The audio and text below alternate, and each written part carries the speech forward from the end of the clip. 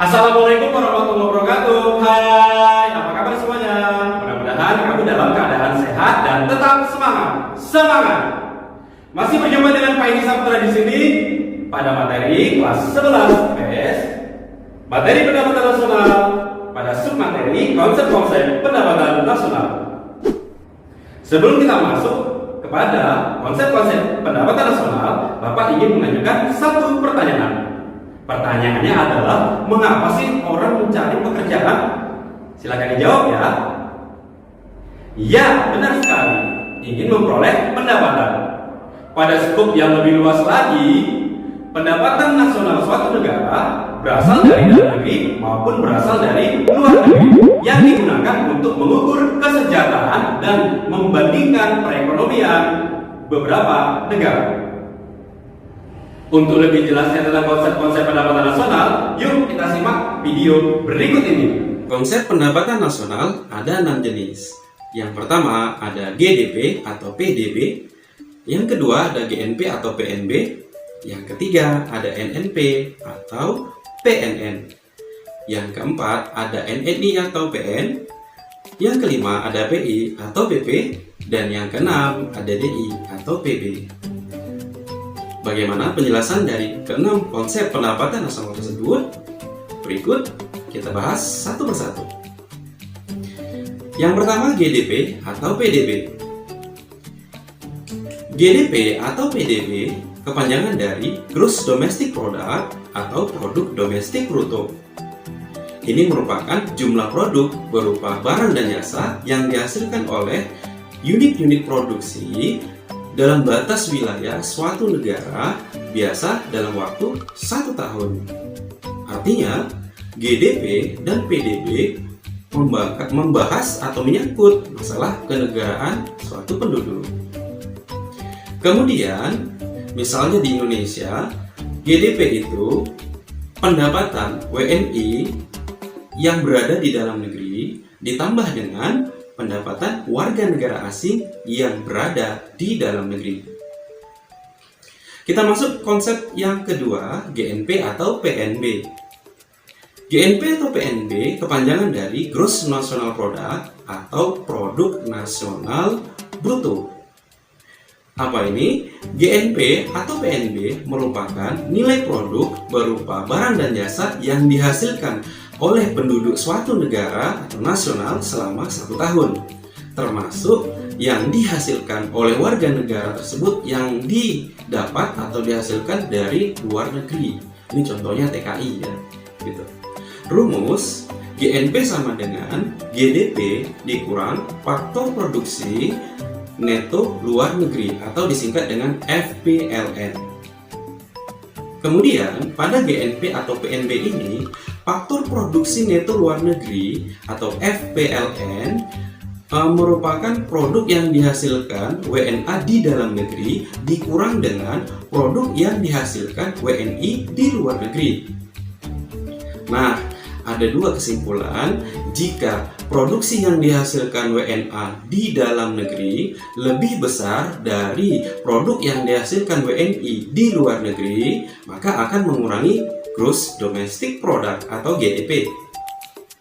Namun sebaliknya, jika produk yang dihasilkan WNA di dalam negeri lebih kecil dari produk yang dihasilkan WNI di luar negeri, maka akan menambah GDP.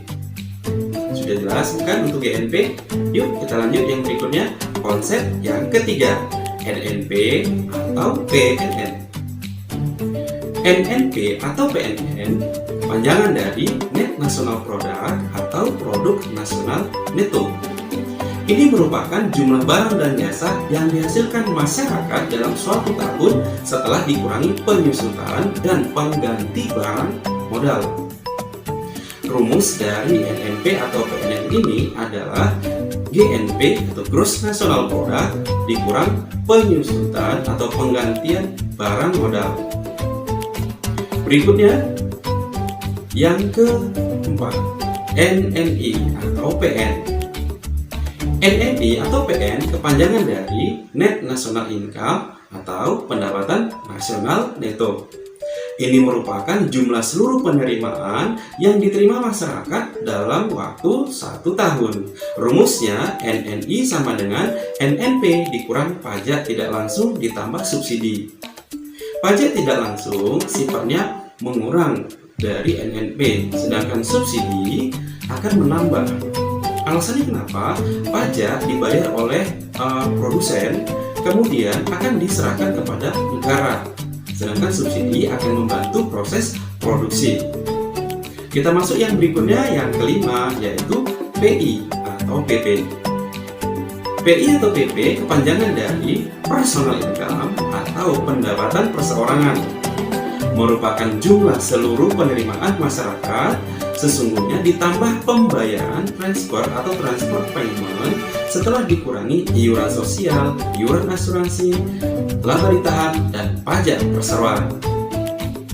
Nah, seperti rumusnya nampak seperti berikut. PI sama dengan NNI ditambah pembayaran transfer dikurang laba ditahan dikurang iuran asuransi dikurang iuran jaminan sosial dan pajak perseroan. Pajak perseroan ada kalanya disebut juga dengan pajak perusahaan. Jelas ya untuk PI dan PP. Baik, kita lanjut yang ke-6, DI atau PB. DI atau PB kepanjangan dari disposable income atau pendapatan bebas. Artinya merupakan jumlah seluruh penerimaan masyarakat dikurangi pajak langsung. Pendapatan bebas merupakan pendapatan yang dialokasikan untuk konsumsi. Maka rumus mencari DI sama dengan PI personal income dikurang pajak langsung. Nah, apakah perbedaan dari pajak langsung dengan pajak tidak langsung seperti yang kita perhatikan tadi di atas?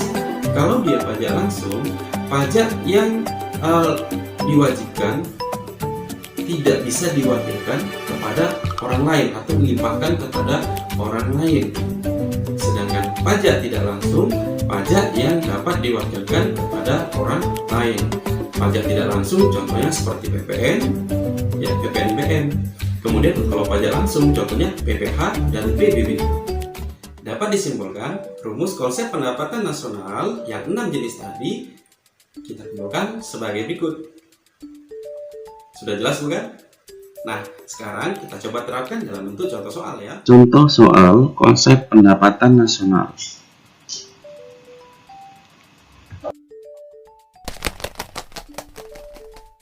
Diketahui data negara XYZ sebagai berikut.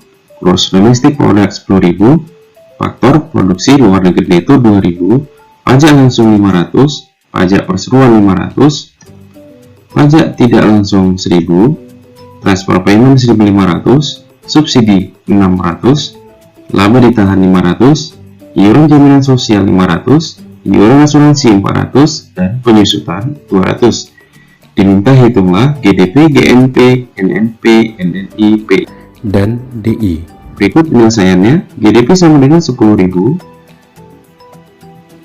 GNP sama dengan GDP dikurang faktor produksi neto luar negeri sama dengan 10.000 dikurang 2.000 sama dengan 8.000. Berikutnya NNP sama dengan GNP dikurang penyusutan atau penggantian barang modal sama dengan 8.000 dikurang 500 sama dengan 7.500.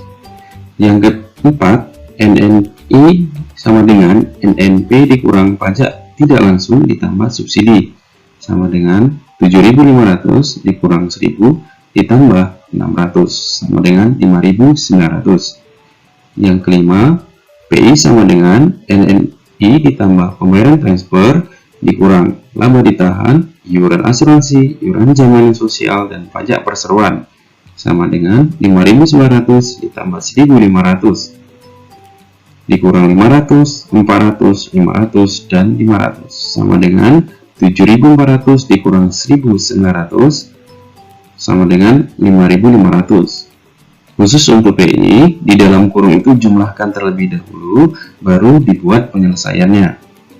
Berikutnya yang keenam, DI sama dengan PI dikurang pajak langsung sama dengan 5.500 dikurang 500 sama dengan 5.000. Nah, sudah jelas bukan konsep-konsep pendapatan nasional yang 6 jenis tadi? Intinya, jangan lupa terus belajar dan mengulang pelajaran di rumah. Ingat bahwa usaha hari ini akan kita tuai di esok hari. Jangan lupa tetap semangat dan terus belajar. Terima kasih. Bye-bye.